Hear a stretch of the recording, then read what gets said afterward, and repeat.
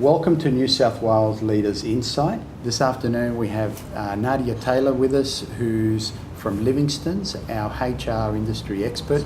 Well, one of the things that we often hear business owners talking a lot about is underperforming staff. How should business owners tackle or deal with this challenge? Certainly we hear that a lot as well. And honestly, the number one thing they can do is address it as soon as possible. So most of us either put it off because we don't like dealing with conflict, or we overreact to the situation. And if you're trying to get someone to perform better and improve in their role, really what you need to do is try and avoid that sort of fight or flight threat state response from them. And so you really need to communicate your concerns as early as possible and do it as more of a developmental thing rather than a disciplinary thing. And I think that's the number one thing that can improve in performance in organisations. Okay, and things that they could look out for in terms of dealing with this issue, so if they get onto it straight away.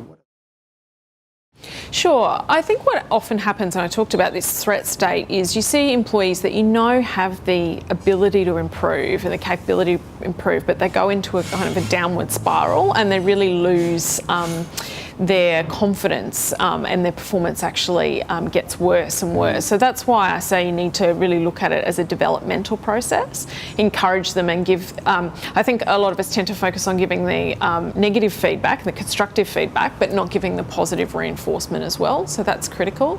I also think it's important to ensure that you look at performance team-wide because your teams look at how you treat others in terms of the performance stand. If you have one person underperforming within their team, they look at how you treat them, and it affects their motivation. If they see, well, that sort of lower performance is allowed and nothing happens with that person, I might just slack off a bit too. So ensuring that you set expectations across the team and address things quickly is really important for your whole team's performance. I've heard you quite often talk about a feedback bridge, and could you just describe that bridge?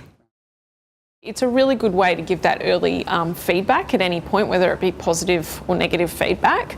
And what we normally do is we say, we might give some of that positive, so the number one thing is to give that positive reinforcement. So you might say, I liked the way you performed on this project. And then an automatic human response is to say, but you didn't finish this properly, you didn't finish it off properly.